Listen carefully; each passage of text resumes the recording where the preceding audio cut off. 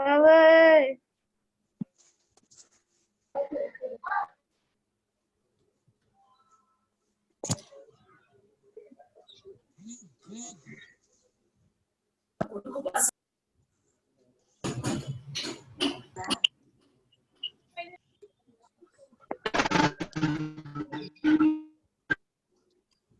Blue.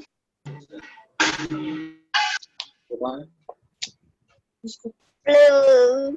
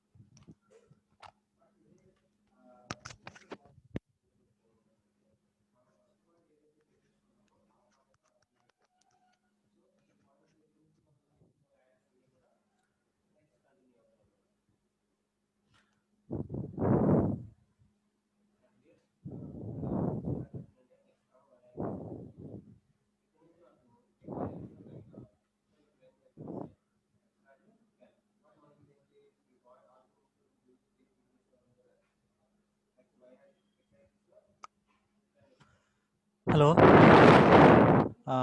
Is it audible to you? వినిపిస్తుందా అందరికీ?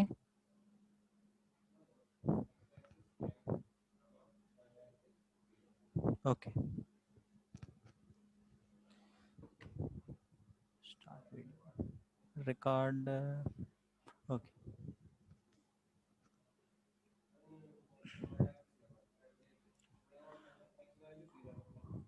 Okay.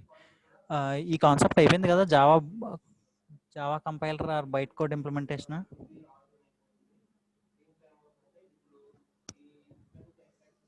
So previous క్లాస్లో మనం ఇక్కడ వరకు వచ్చాం. కంపైలర్ అంటే ఏంటి, okay, Java byte code implementation ఎందుకు జరుగుతుంది? సో బైట్ కోడ్ ఇంప్లిమెంటేషన్ ఎందుకు జరుగుతుంది అంటే ఇండిపెండెంట్గా జావా ప్రోగ్రామ్స్ని ఇండిపెండెంట్గా అన్ని ఎన్విరాన్మెంట్లోని వర్క్ చేయడానికి ఉపయోగించేలాగా బైట్ కోడ్ ఇంప్లిమెంటేషన్ స్టార్ట్ చేశారనమాట.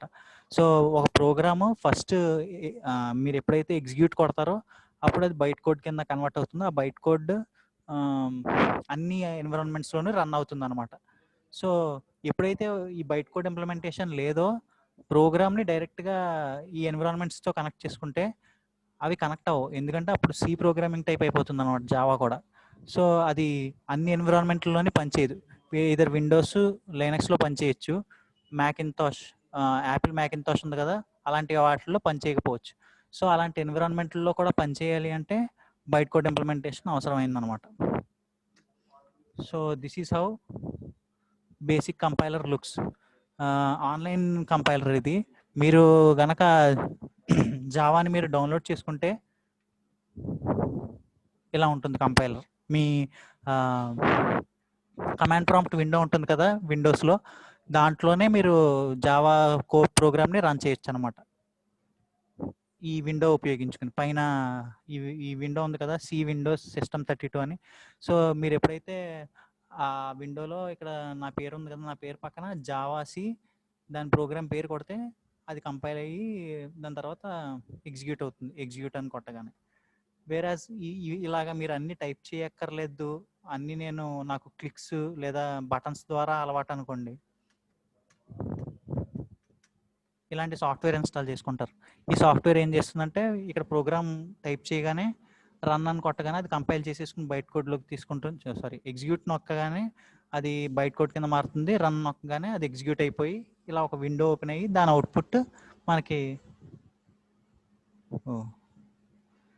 అవుట్పుట్ మనకు వస్తుంది అనమాట.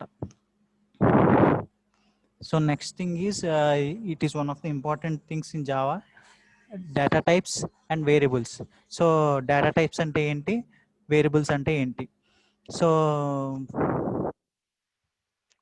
బిఫోర్ ఇంట్రడ్యూసింగ్ డేటా టైప్స్, అసలు డేటా టైప్స్ అన్న వర్డ్లోనే దాని మీనింగ్ సగం ఉందన్నమాట. సో కంప్యూటర్ సైన్సెస్లో డేటా టైప్స్ అంటే ఏంటి, అక్కడ డేటా టైప్ అంటే అర్థం ఏంటో ఆ పేరులోనే ఉంది. మనం ఏమైతే డేటా ఇస్తున్నామో దాని టైప్ ఏంటి అంటే ఆ ఇచ్చే డేటా టైప్ ఏంటో డినోట్ చేసేదే డేటా టైప్స్ అనమాట. సో ఇప్పుడు మీకు తెలిసిన డేటా టైప్స్ చెప్పండి. ఈ కంప్యూటర్స్ డేటా టైప్స్ అన్ని వదిలేయండి. మీకు తెలిసి డేటా ఎన్ని టైప్స్లో ఉంటుంది మన మన నేకెడ్ అయితే చూసే డేటా?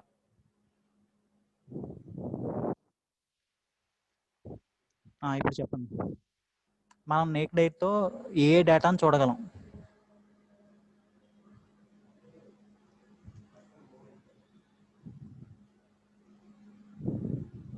ఓకే, ఏమేమిటవి?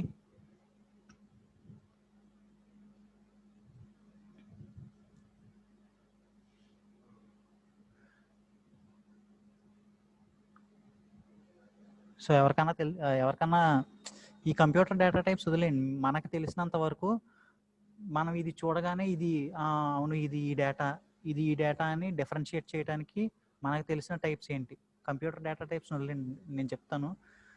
మనకు తెలిసిన డేటా టైప్స్ ఏంటో న్యూమరిక్ డేటా టైప్స్, ఇంకా అంటే నెంబర్స్. మనం నెంబర్ చూడగానే ఆ టైప్ ఏదని చెప్పడానికి న్యూమరిక్ డేటా టైప్ వాడతాం. ఇంకా వేరియబుల్స్ వరకు న్యూమరిక్ బేసిక్గా ఆలోచించండి. న్యూమరిక్, ఇంకా డిరైవ్డ్ డేటా టైప్స్, ఇంకా డీప్గా వెళ్ళక్కర్లా. ఆ బేసిక్ ఉంది కదా న్యూమరిక్, నెంబర్స్ కాకుండా ఇంకా ఏం చూస్తాం? మనం చూసే డేటా నెంబర్స్ కాకుండా ఆల్ఫాబెట్స్. సో ఆల్ఫాబెట్స్ అంటే ఏబిసిడీని చూస్తే, సో అది మనకి ఈ ఆల్ఫాబెట్స్ డేటా టైప్ అని. మన నేకెడ్ ఐకి కొద్దిగా డేటా చూడగానే నెంబర్స్లో ఉందంటే అది న్యూమరిక్ డేటా టైప్ అని మనకు అర్థమైపోతుంది. అలాగే ఆల్ఫాబెట్స్ చూడగానే అది ఆల్ఫాబెటిక్ డేటా టైప్ అని మనకి అర్థమవుతుంది, ఎందుకంటే మనకి బ్రెయిన్ ఉంది కనుక. సో సిస్టమ్కి వచ్చేటప్పటికి ఏంటంటే మనం ఇచ్చే డేటా అది నెంబరా, ఆల్ఫాబెట్సా, లేకపోతే మిక్స్డా, లేకపోతే ఇంకా ఇంకా ఉంటాయి కదా డాటెడ్ డెసిమల్సా, ఇవన్నీ తెలుసుకోవాలి అంటే వాటికి కంప్యూటర్స్కి కూడా ఒక కమ్యూనికేషన్ లాంగ్వేజ్ ఉండాలి. మనకి మన బ్రెయిన్లో ఎలా అయితే ఉందో వాటికి కూడా అలా ఉండాలి. సో కంప్యూటర్కి అవి అర్థం అవ్వాలి అంటే డేటా టైప్స్తో ఈ డేటా టైప్స్ ఉంటాయి అన్నమాట. వాటితో స్పెసిఫై చేస్తే కంప్యూటర్ మనం ఇచ్చే డేటా ఏ టైప్లో ఉందో అది అర్థం చేసుకుంటుంది అనమాట. సో డేటా టైప్స్ ప్రైమరీగా వచ్చి 2 టైప్స్ ఉంటాయి, primitive and non primitive.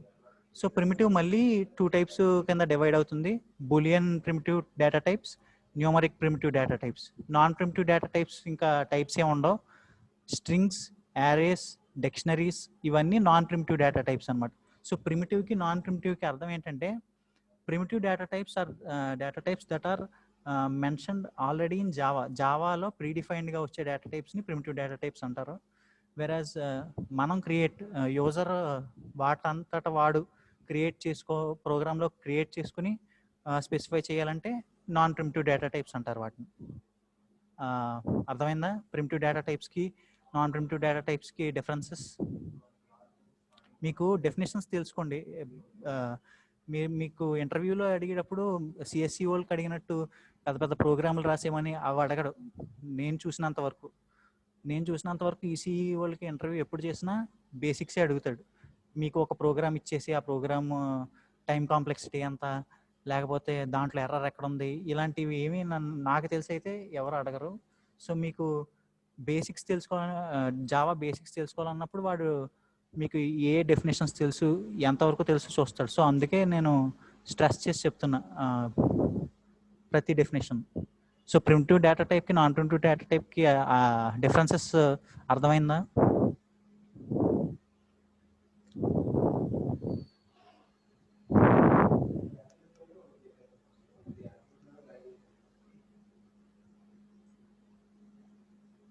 So primitive data types అంటే ఆల్రెడీ జావా అనే ఒక ప్రోగ్రామింగ్ లాంగ్వేజ్లో ప్రీడిఫైన్ డేటా టైప్స్ అనమాట. ఆల్రెడీ జావా ఎవరైతే కనిపెట్టారో వాళ్ళు డిఫైన్ చేసేసి ఉంటారు. నాన్ ప్రిమిటివ్ అంటే నేను ఒక ప్రోగ్రామ్ రాస్తున్నాను అనుకోండి, నాకు డేటా టైప్ కావాలనుకుంటే నేను ఒక డేటా టైప్ని ఇంట్రడ్యూస్ చేసుకుంటే, ఒక యూజర్ ఇంట్రడ్యూస్ చేసుకుంటే దాన్ని నాన్ ప్రిమిటివ్ అంటారు అనమాట. అర్థమైంది కదా?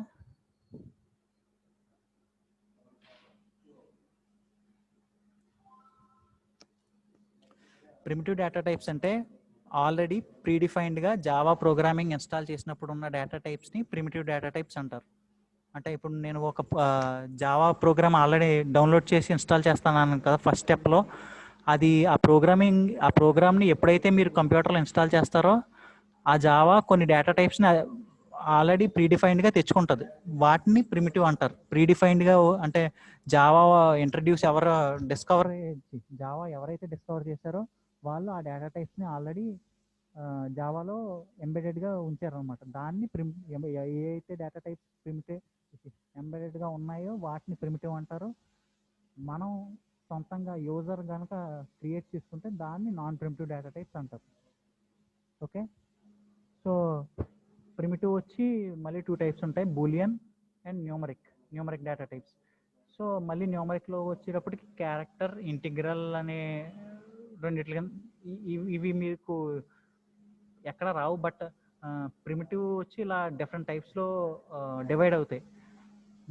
మీకు బాగా ఇంపార్టెంట్ ఏదైతే ఉందంటే కింద లేయర్ చూసారా, boolean, char, byte, short, int, long, float, double.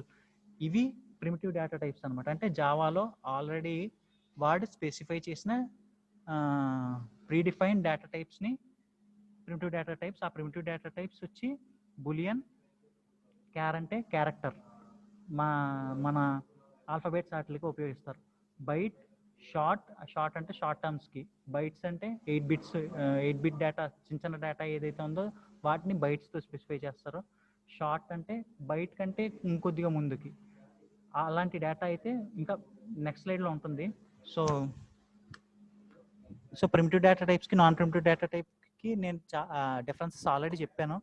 అవి కాకుండా ఇంకా డిఫరెన్సెస్ ఏమన్నా ఉన్నాయా అంటే the main differences between primitive and non primitive are, primitive data types వచ్చి predefined, they are already defined in Java. దాన్ని మనం మార్చలేం. ఈ ఇంట్ని కానీ షార్ట్ని కానీ మనం మార్చలేం, వాటిని డిలీట్ చేసేయలేం. So they are already predefined in Java. Whereas non primitive data types వచ్చి they are programmer aided data types అంటారు. ప్రోగ్రామర్ వాడు ఒక ప్రోగ్రామ్లో ఇంట్రడ్యూస్ చేసుకునే డేటా టైప్స్ని నాన్ ప్రిమిటివ్ డేటా టైప్స్ అంటారు. సో ఫస్ట్ డిఫరెన్స్ అది. సెకండ్ డిఫరెన్స్ వచ్చి non primitive data types can be used to call methods. అంటే ఇప్పుడు ప్రోగ్రామింగ్ ఓ ప్రోగ్రామ్ చూసారనుకోండి, దాంట్లో first block, second block, third blocks అని బ్లాక్స్ కింద పెట్టుకుంటారన్నమాట. సో ఒక బ్లాక్ నుంచి ఇంకో బ్లాక్కి డేటాని పంపించే క్యాపబిలిటీ నాన్ ప్రిమిటివ్ డేటా టైప్స్కి ఉంటుంది. వేరేస్ ప్రిమిటివ్ డేటా టైప్స్కి ఆ క్యాపబిలిటీ ఉండదు అనమాట. అంటే ఒక బ్లాక్ నుంచి ఇంకో బ్లాక్కి డేటా ట్రాన్స్ఫర్ చేసే క్యాపబిలిటీ నాన్ ప్రిమిటివ్కి మాత్రమే ఉంటుంది, ప్రిమిటివ్కి ఉండదు. అది సెకండ్ డిఫరెన్స్.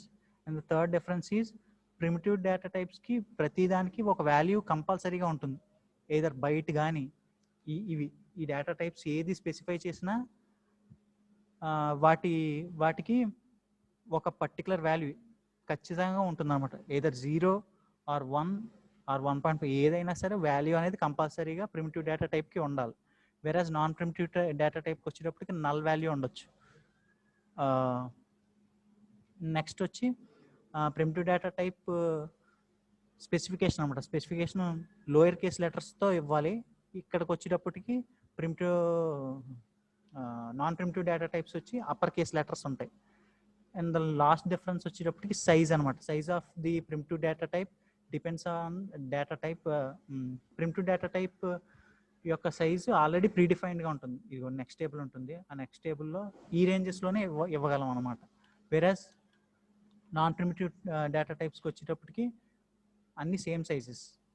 సో ఇవి బేసిక్ డిఫరెన్సెస్ అనమాట. అంటే ప్రిమిటివ్ డేటా టైప్కి నాన్ ప్రిమిటివ్ డేటా టైప్కి బేసిక్గా ఉండే డిఫరెన్సెస్ ఇవి.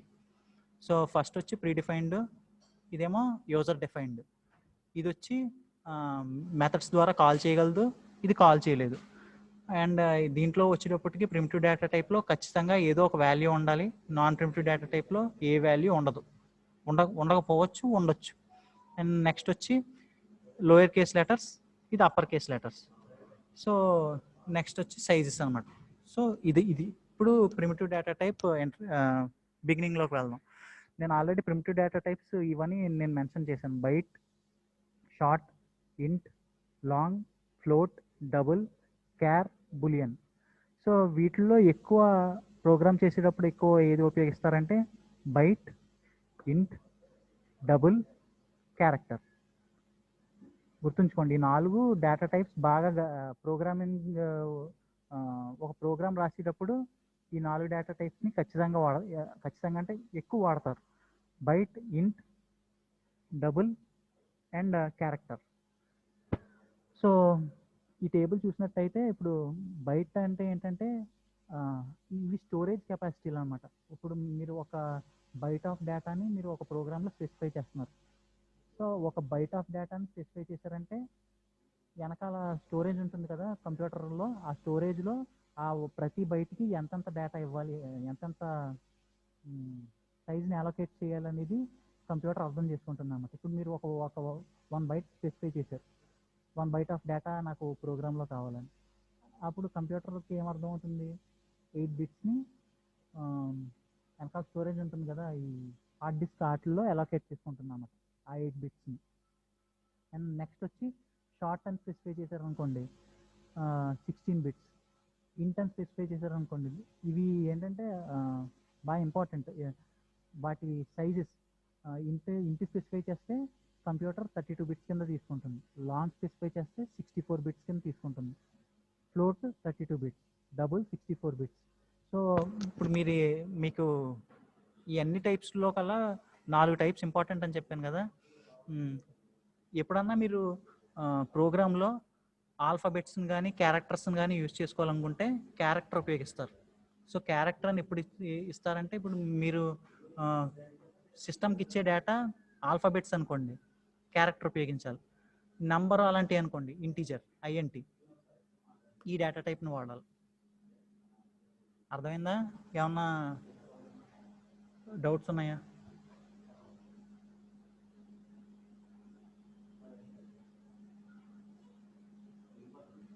మీకు ఏమైనా డౌట్స్ ఉంటే మీరు ఒకసారి మెసేజ్ చేయండి. నెక్స్ట్ నాన్ ప్రిమిటివ్లోకి వెళ్దాం.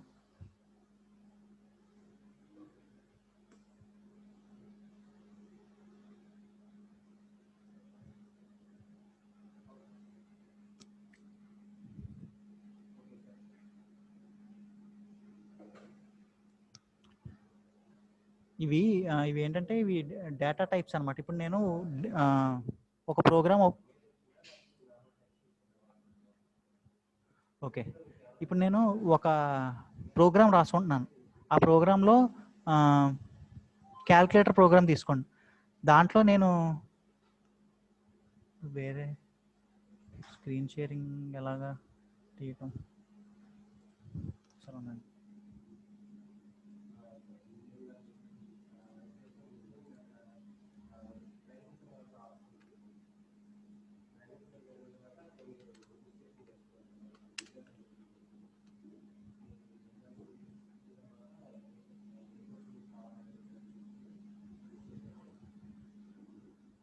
ఓకే,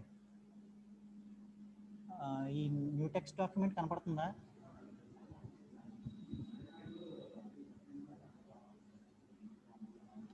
పీపీటీ కాకుండా ఈ నోట్ ప్యాడ్. ఓకే, సో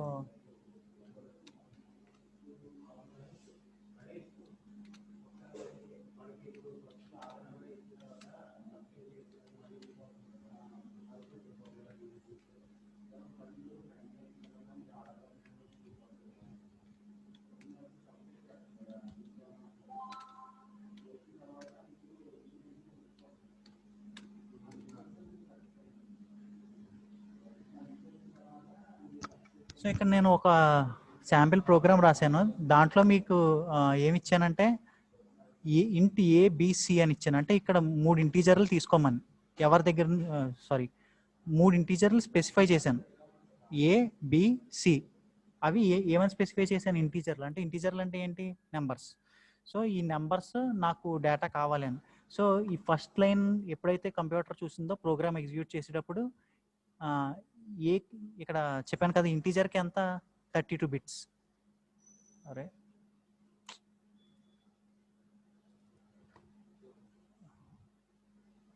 నాకు నోట్ ప్యాడ్ కనపట్లా.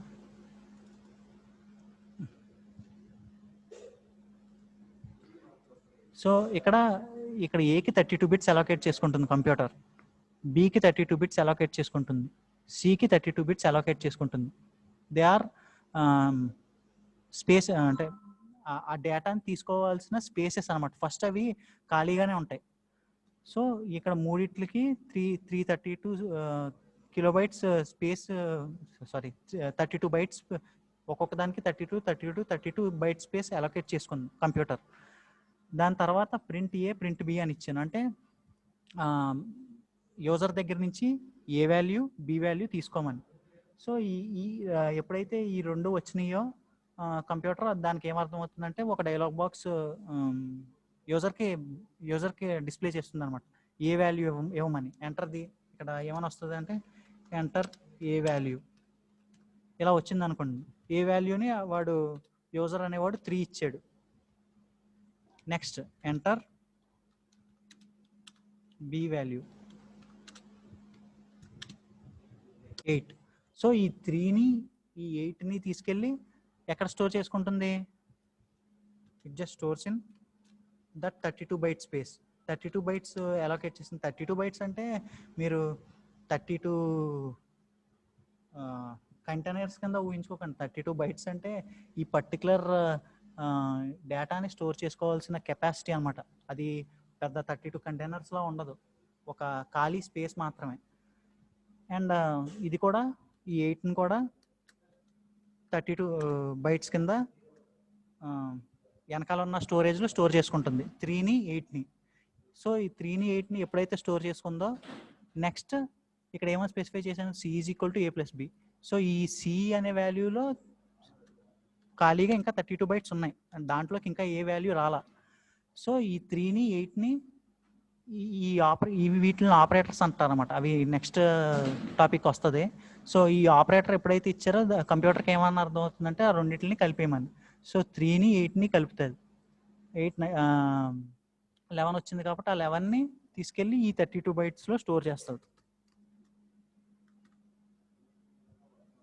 ఈ 11 డేటాని తీసుకెళ్ళి ఈ 32 బైట్స్లో స్టోర్ చేస్తుంది. ఆ తర్వాత ఇక్కడ ప్రింట్ సి అని ఇచ్చాను.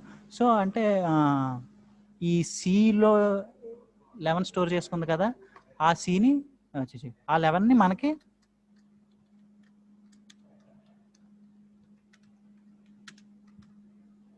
డిస్ప్లే చేస్తుంది అనమాట. సో ఇలాగా ప్రోగ్రామ్ అనేది ప్రతిదీ ఇలా జరుగుతుంది అనమాట. మనం ఏమనుకుంటామంటే ఇప్పుడు ఈ ప్రోగ్రామ్ చూసిన తర్వాత ప్రతిదీ మామూలు కంప్యూటర్ లాగా చూసిన వెంటనే చెప్పేస్తుంది అనుకుంటాం. చూసిన వెంటనే చెప్పడం కాకుండా అదేంటంటే ఫస్ట్ మెమరీ అలొకేట్ చేసుకుంటుంది.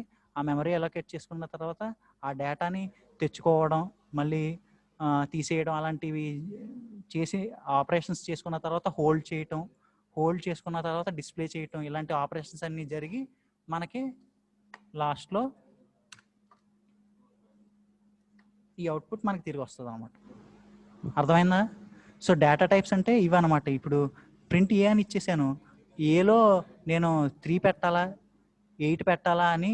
ఇప్పుడు ఒకవేళ ఇక్కడ నేను ఇంటీజర్ కనుక స్పెసిఫై చేయలేదు అనుకోండి, ఇంటి ఏబిసి అని కాకుండా, ఓకే ఇంటి ఏబిసి అని కాకుండా ఇక్కడ ఈ ఇంట్ అని స్పెసిఫై చేయకపోతే కంప్యూటర్కి ఇంటీజర్స్ తీసుకోవాలన్న విషయం తెలియదు అనమాట. ఇప్పుడు నాలాంటోడు ఏం చేస్తా, మామూలుగా కొంతమంది ఏం చేస్తారు, ఇక్కడ ఎంటర్ ఏ వాల్యూ అనగానే 3 ఇవ్వకుండా ఏ డాట్ లేకపోతే ఏదో నెంబర్స్ కాకుండా ఆల్ఫాబెట్స్ 1A ఇలా పిచ్చి పిచ్చిగా ఇచ్చారనుకోండి, ఆ కంప్యూటర్కి ఏం అర్థం అవుతుంది, ఇక్కడ ఇచ్చినది ఇంటీజర్ కాదని అర్థం అవుతుంది. అప్పుడు ఎర్రర్ స్పెసిఫై చేసుకుంటుంది. ఒకవేళ ఇక్కడ ఇంట్ అని ఇవ్వలేదు అనుకోండి, కంప్యూటర్కి ఇచ్చిన డేటా ఏంటో అర్థం కాదనమాట. అప్పుడు మీకు ఆ ఇన్ఫినిట్ లూప్స్ అలాంటి ఎర్రర్స్ వస్తాయి అనమాట. ఇక్కడ 1Z అని ఇచ్చారు, ఆ కంప్యూటర్కి ఏమో అది ఇంటీజర్ కాదు, 2 మిక్స్ అయ్యి ఉన్నాయి, దానికి అర్థం కాదు. అలాంటప్పుడు ఎర్రర్ డైలాగ్ బాక్సులు రావడం అలాంటివి జరుగుతూ ఉంటాయి.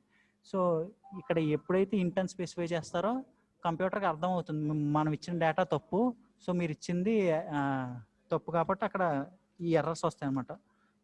ఎర్రర్ టైప్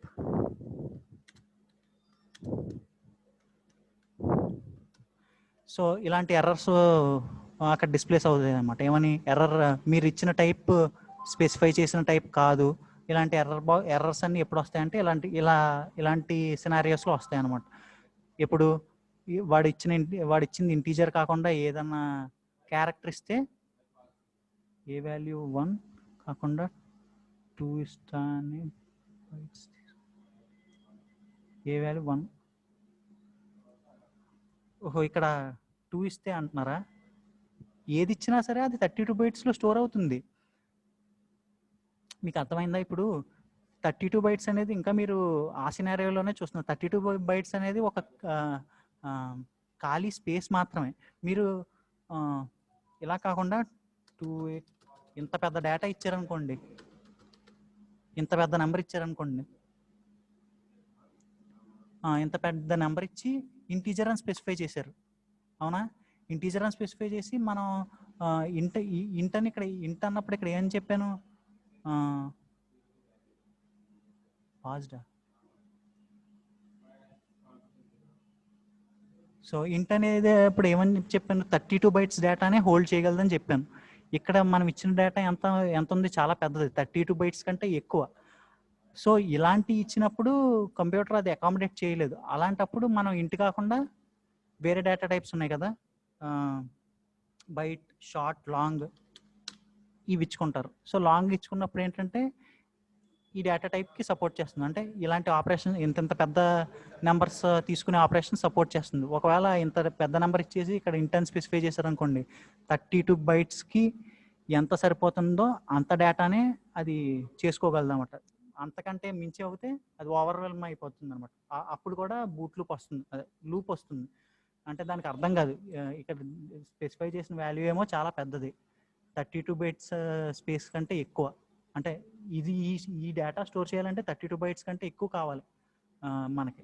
అలాంటప్పుడు ఇంట్ పనికిరాదు. అలాంటప్పుడు మళ్ళీ వేరే డేటా టైప్ ఇచ్చుకోవాలి. అర్థమైందా? డేటా టైప్స్ అంటే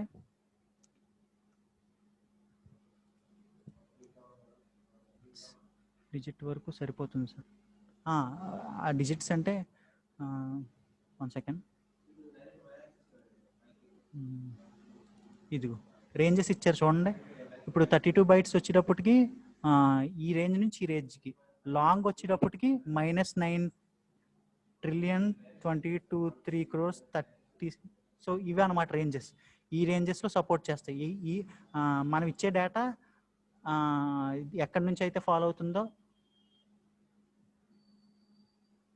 ఎవరికైనా డౌట్ ఉందా? ఓకే. సో ఆ రేంజెస్ అంటే అవన్నమాట. ఇప్పుడు నేను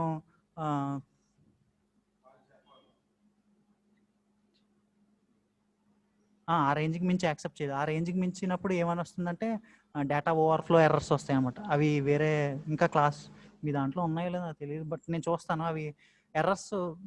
ఇప్పుడు మీరు ఏ ప్రోగ్రామ్ ఎగ్జిక్యూట్ చేసినా డిఫరెంట్ టైప్స్ ఆఫ్ ఎర్రర్స్ వస్తాయి కదా, ఆ ఎర్రర్స్ దాన్ని బట్టి అనమాట. ఇప్పుడు ఓవర్ఫ్లో ఎర్రర్ అంటారు. ఓవర్ఫ్లో ఎర్రర్ అంటే మీరు ఇచ్చిన డేటా కంటే ఎక్కువ ఇచ్చేసారు, అలాంటప్పుడు ఓవర్ఫ్లో ఎర్రర్స్ చూపిస్తుంది అనమాట. అలా కాకుండా తక్కువ ఇచ్చారనుకోండి, స్పెసిఫై చేసింది కాబట్టి తీసేసుకుంటుంది. లేదు ఎక్కువ ఇచ్చినప్పుడు ఓవర్ఫ్లో ఎర్రర్స్, అలాంటి ఎర్రర్స్ మీరు కింద ఎర్రర్స్ చూస్తూ ఉంటారు కదా, అవి బేసిక్గా ఇలాంటి టైప్స్ ఇచ్చినప్పుడే వస్తాయి అన్నమాట. సో అది మీకు డేటా నెంబర్స్ కావాలా, లేకపోతే మీరు రోల్ నెంబర్ క్యాప్చర్ చేసుకోవాలనుకోండి, బూలియన్ అంటే ఇక్కడ ఉంది కదా, దీంట్లో 1 బిట్ డేటా అంటారు. ఎందుకంటే 2 వాల్యూస్ని తీసుకుంటుంది, either true or false. Boolean అంటే అవ అనమాట. ట్రూ అయితే 1, ఫాల్స్ అయితే 0. అందుకే చెప్తున్నా ఈ బులియన్ అనేవి ఎక్కువ ఉపయోగపడవు. ఎక్కువ బులియన్ ఎక్కడ వాడతారంటే, మీరు ఇప్పుడు ఒక ప్రోగ్రాంలో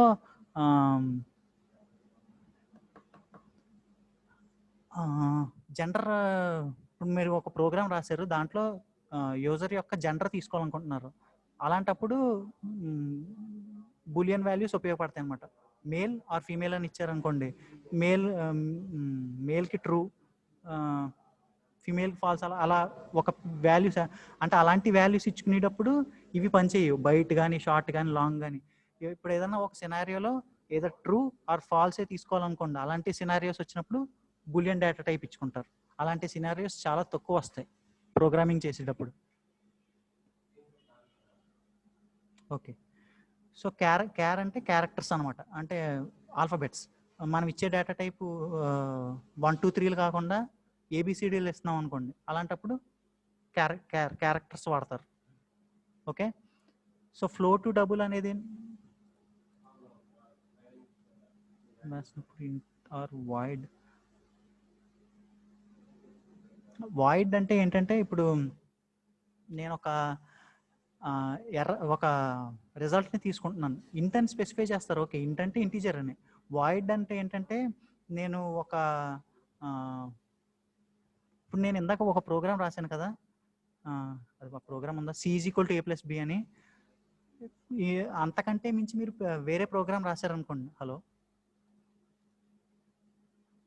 సో C=A+B అని ఒక ప్రోగ్రామ్ రాశారు. అలా కాకుండా మీరు C=A+B divided by A-B divided by A+B లాంటి పెద్ద పెద్ద ఆపరేషన్స్ చేశారనుకోండి, ఒక్కొక్క మీకు అది చేసి చూపిస్తాను ఒకసారి. న్యూషియర్ ఇక్కడ ఇలాంటి ఆపరేషన్స్ కాకుండా C=A+B అని ఇచ్చుకున్నారు. అలాగే మళ్ళీ C వాల్యూని డివైడెడ్ బై 2 అని ఒకటి ఇచ్చుకున్నారు అనుకోండి. దాని తర్వాత వచ్చిన వాల్యూని మళ్ళీ ఇంకో ఆపరేషన్ ఏదో చేయమని, అలాగా 3 టైప్స్ ఆఫ్ ఆపరేషన్స్ ఒకేసారి మెన్షన్ చేశారనుకోండి, అంటే ఒకే కోడ్లో. మీరు అలాంటప్పుడు ఏం చేయాలంటే, ఒక వాల్యూని ఇక్కడ ఒక వాల్యూ వస్తుంది C=A+B కాడ, మళ్ళీ ఆ A+B వచ్చిన వాల్యూని మళ్ళీ బై 2 చేయమన్నాను, ఇక్కడో వాల్యూ వస్తుంది. థర్డ్ ఆపరేషన్ ఉంటే ఇక్కడో వాల్యూ వస్తుంది. ఆ వాల్యూస్ని వచ్చిన వాల్యూని వచ్చినట్టు యూజర్కి చూపించేయకుండా ఒక చోట హోల్డ్ చేసుకోవాలి అన్నప్పుడు వాయిడ్ వాడతారు అనమాట. అంటే అదేం చేస్తుందంటే, రిటర్న్ చేయదు, ఆ వాల్యూని యూజర్కి రిటర్న్ చేయదు వాయిడ్ అంటే. దాన్ని ఏమంటారు, పట్టుకుని ఉంచమంటారు కదా. సో వాయిడ్ అంటే ఏంటంటే, వచ్చిన రిజల్ట్ని రిటర్న్ చేయకుండా హోల్డ్ చేసుకుని ఉంచమని. అర్థమైందా? అంటే ఆ వాయిడ్ ఇంకా ముందుంటాయి. ఇంకా మనం ప్రస్తుతానికి బేసిక్స్లోనే ఉన్నాం కదా, బట్ మీరు డౌట్ అడిగారు కాబట్టి చెప్పాను. సో వాయిడ్ అనేది ఏంటంటే, వచ్చిన వాల్యూని ఒక టెంపరీ వేరియబుల్గా ఒక చోట స్టోర్ చేసుకుని ఉంచండి, దాని తర్వాత వేరే ఆపరేషన్లో రిటర్న్ చేయొచ్చు అని చెప్పటం కంప్యూటర్కి. అండ్ నెక్స్ట్ అంటే అది ఆ వాల్యూని రిటర్న్ చేయదు అనమాట వాయిడ్ అంటే. Screen share.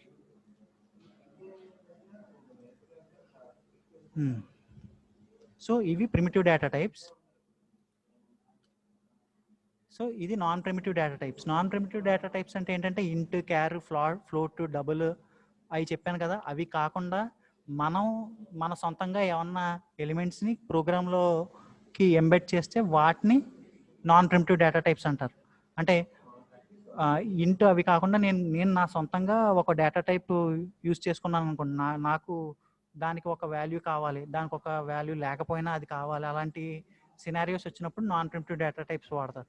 దానికి ఎగ్జాంపుల్ ఇక్కడ కరెక్ట్గా ఇచ్చాను. ఇక్కడ ఇంటర్ఫేస్ ప్రొడక్ట్స్ అని ఇచ్చాడు. అంటే నేను ఇప్పుడు ఒక ప్రోడక్ట్ గురించి ఒక ప్రోగ్రామ్ తయారు చేస్తున్నాను. ఇప్పుడు ఈ ప్రోగ్రామ్ చూడండి, ఈ ప్రోగ్రామ్ చూస్తే మీకు కరెక్ట్గా చదివితే అర్థమైపోతుంది అది ఆ ప్రోగ్రామ్ దేని గురించి అని.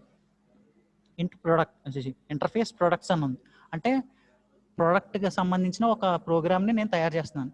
సో ఓపెన్ బ్రాకెట్ అయిన తర్వాత పబ్లిక్ వాయిడ్ గెట్ ఐటమ్ ఐడిని తెచ్చుకోమని, పబ్లిక్ వాయిడ్ గెట్ ప్రోడక్ట్ యొక్క ఐటమ్ ఐడి తెచ్చుకున్న తర్వాత రిటర్న్ చేసేయమని కాదు, అందుకే వాయిడ్ పెట్టా. అంటే జస్ట్ తెచ్చుకుని ఒక చోట స్టోర్ చేసుకోమని. Next public void get price, అంటే ఆ ఐటమ్ యొక్క ప్రైజ్ తెచ్చుకుని ఒక పక్కన స్టోర్ చేసుకోవాలి. సో ఇక్కడతో ఆ బ్లాక్ అయిపోయింది. Interface products, public void get item ID, public void get price ID. అంటే ఒక ప్రోడక్ట్కి సంబంధించిన ఒక ప్రోగ్రామ్ చేస్తున్నాను. సో అది ఓపెన్ చేశాను, దాని తర్వాత ఆ ప్రోడక్ట్ సంబంధించిన డీటెయిల్స్ నేను తెచ్చుకుంటున్నాను అనమాట. Public void get item ID అంటే ఆ ఐటమ్కి సంబంధించిన ఐడి తెచ్చుకున్నాను, అది ఒక పక్కన స్టోర్ చేసుకున్నాను. పబ్లిక్ వాయిడ్ గెట్ ప్రైజ్ అని తెచ్చుకున్నాను.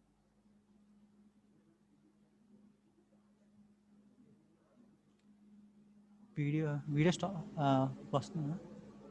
మీరా ఏంటి సార్?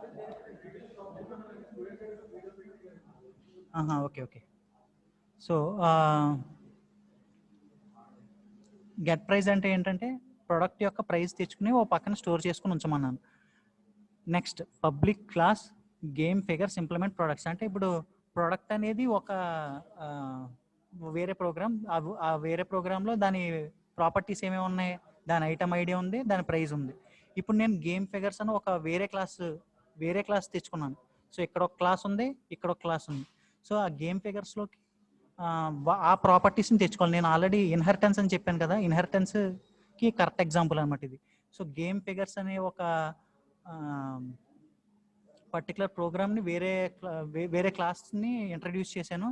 దాన్ని ఈ ప్రాపర్టీస్కి కనెక్ట్ చేశాను అనమాట. Public class game figures implements products అంటే దీన్ని బట్టి కంప్యూటర్కి ఏం అర్థం అవుతుందంటే గేమ్ ఫిగర్స్ అనే ఒక కొత్త క్లాస్ తీసుకున్నాను, దాని ప్రాపర్టీస్ని ప్రొడక్ట్స్ నుంచి తెచ్చుకోమని.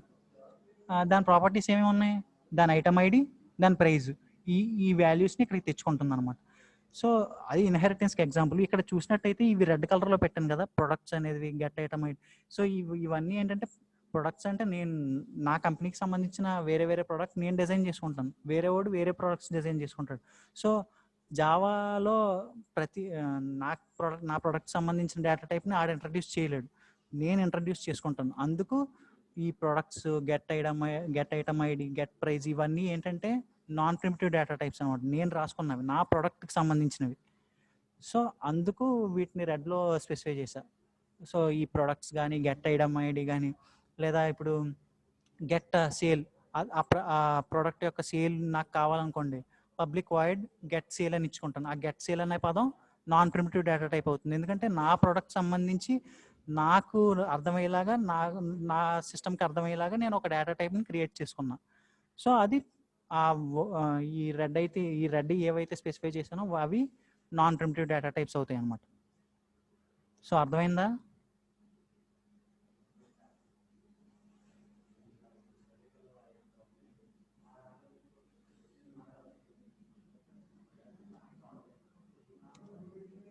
ఏమైనా డౌట్స్ ఉంటే రేస్ చేయండి. Okay.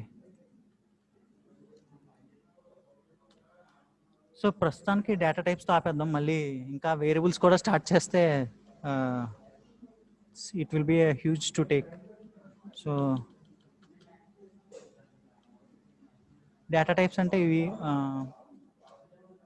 So non primitive data types నాకు సంబంధించి నా ఫంక్షనాలిటీస్ ప్రోగ్రామ్లో ఇంక్లూడ్ చేసుకోవడానికి ఉపయోగపడతాయి. సో అవే అన్నమాట డేటా టైప్స్ అంటే. డేటా టైప్స్ అంటే ఎందుకు ఉపయోగపడుతుంది అంటే కంప్యూటర్కి నేను ఇచ్చే డేటా ఏదని స్పెసిఫై చేయడానికి, అలాగే అవి ఎలాగా స్టోర్ చేసుకోవాలి అంటే ఎన్ని బైట్స్లో స్టోర్ చేసుకోవాలని స్పెసిఫై చేయడానికి ఉపయోగపడే డేటా టైప్స్ అనమాట. సో ప్రోగ్రామ్ అనేది ఇలాగే రాసుకుంటారు. ఇప్పుడు ఒక క్లాసు ఒక చోట స్టార్ట్ చేశారు అనుకోండి, నెక్స్ట్ ఇంకో క్లాస్ స్టార్ట్ చేశారు. ఇప్పుడు ఒకవేళ ఈ ఇన్హెరిటెన్స్ ప్రాపర్టీస్ కనుక జావాలో లేదనుకోండి, ఒకవేళ మీరు ఈ గేమ్ ఫిగర్స్కి మళ్ళీ మీరు ఇదే కోడ్ని ఇక్కడ మళ్ళీ స్పెసిఫై చేయాల్సి వస్తుంది. సో మీరు ఎన్నిసార్లు అయితే రాసుకుంటారో అన్నిసార్లు ఈ ఇంప్లిమెంట్స్ కనుక లేదనుకోండి, మీరు ప్రతిసారి పబ్లిక్ క్లాస్ గేమ్ ఫిగర్ అని రాయగానే మళ్ళీ public void get item ID, get price ID ఇవన్నీ ప్రతిసారి స్పెసిఫై చేసుకుంటూ రావాలి. ఎప్పుడైతే ఇన్హెరిటెన్స్ ఉందో మీకు అలా స్పెసిఫై చేయాల్సిన అవసరం ఉండదు. ఈ రెండింటిని ప్రోగ్రామ్ చివరి వరకు మీరు యూజ్ చేసుకోవచ్చు అనమాట. సో దాన్ని బట్టి ఏమవుతుంది, ప్రోగ్రామ్ సైజ్ తగ్గిపోతుంది, దాని మెమరీ తగ్గిపోతుంది, ఎగ్జిక్యూట్ చేసేటప్పుడు కంప్యూటర్కి బర్డెన్ కూడా ఉండదు అనమాట. So that's it. నెక్స్ట్ క్లాస్లో మనం వేరియబుల్స్ చూద్దాం. ప్రస్తుతానికి డేటా టైప్స్ ఈజ్ ఎనఫ్.